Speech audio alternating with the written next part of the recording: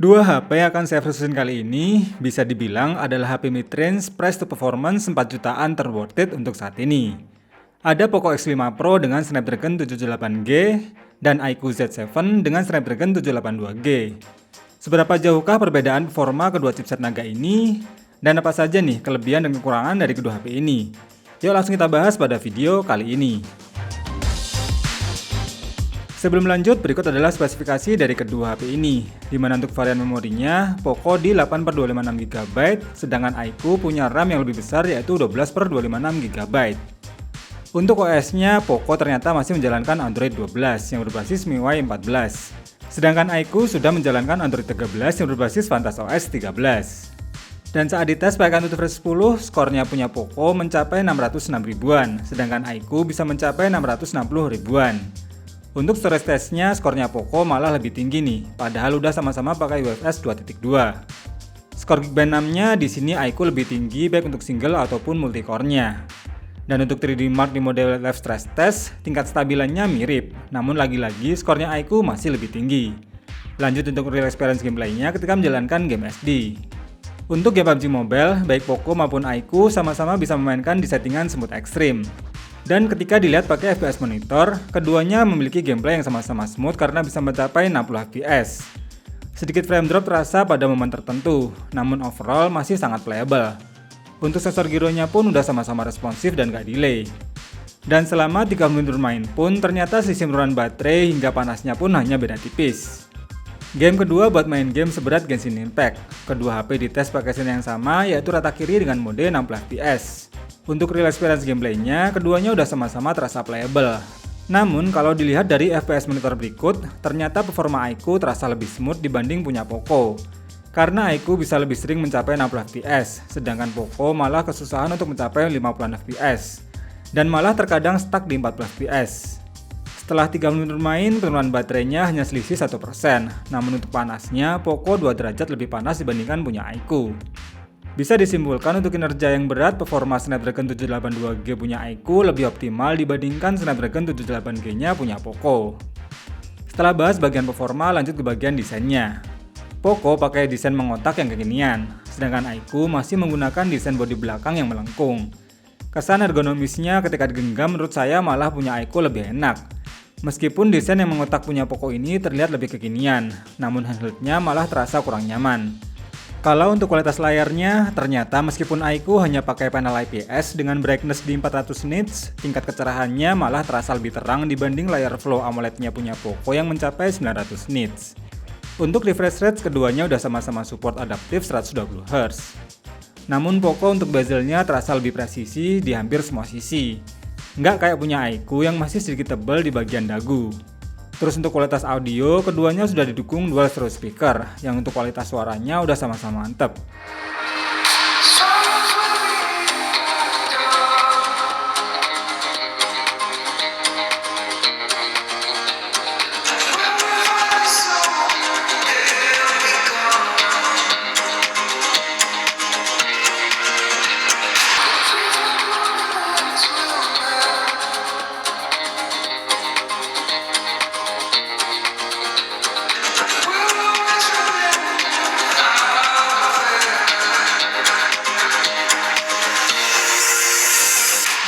Selain dapat HP yang performanya oke, kualitas kamera di kedua HP ini pun udah bisa diandelin.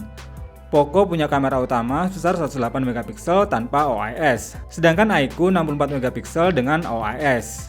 Terus kalau Poco didukung kamera tambahan ultrawide 8MP dan makro 2MP, di iQOO hanya 2MP untuk sensor bokehnya. Di bagian depan kamera selfie-nya, kedua HP ini juga sama-sama 16MP. Tapi bedanya kalau Poco bisa merekam Full HD 60fps, iQOO bisa merekam di 30fps saja. Overall untuk hasil foto di mode auto, keduanya punya tone warna yang hampir terasa identik. Untuk dynamic range-nya, iQOO terasa lebih luas, dan untuk foto bokehnya, keduanya udah sama-sama rapi.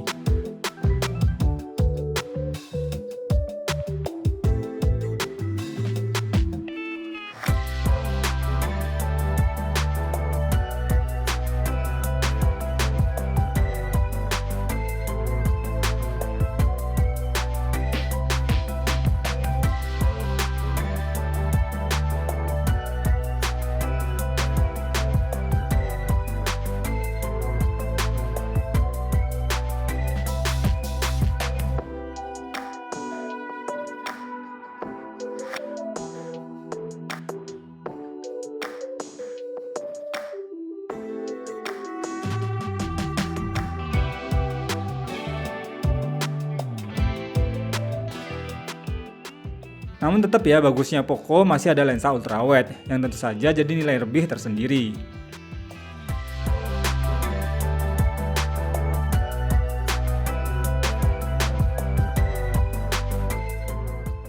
Hasil foto selfie-nya pun juga tidak jauh beda dengan kamera belakang. Tapi untuk HDR-nya iQOO sedikit lebih terasa optimal.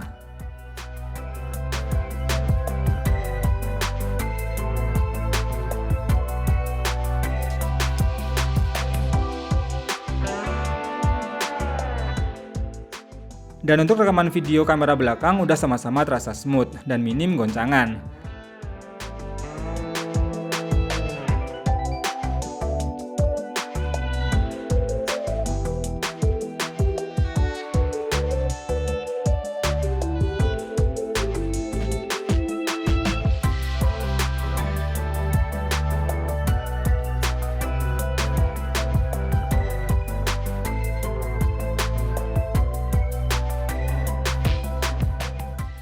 Tapi kalau kamera depan malah Poco yang lebih stabil.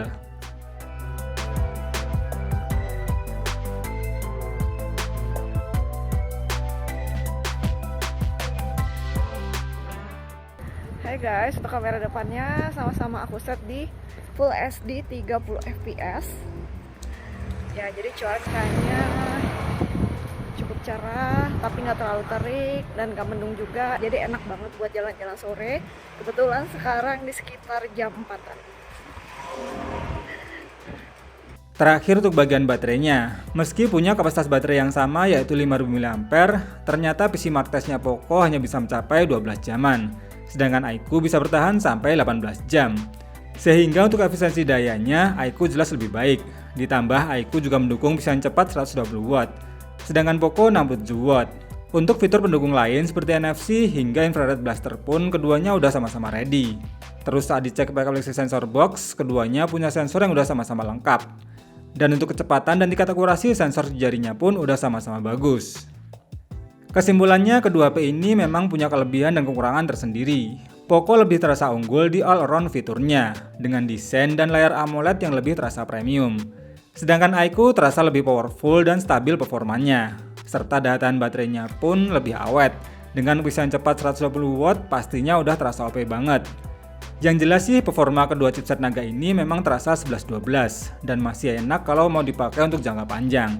Nah, kalau suruh pilih dari kedua seri ini, kira-kira kalian pilih yang mana nih guys, dan apa alasannya? Terima kasih sudah nonton video ini sampai habis, semoga bermanfaat dan sampai ketemu lagi di video berikutnya.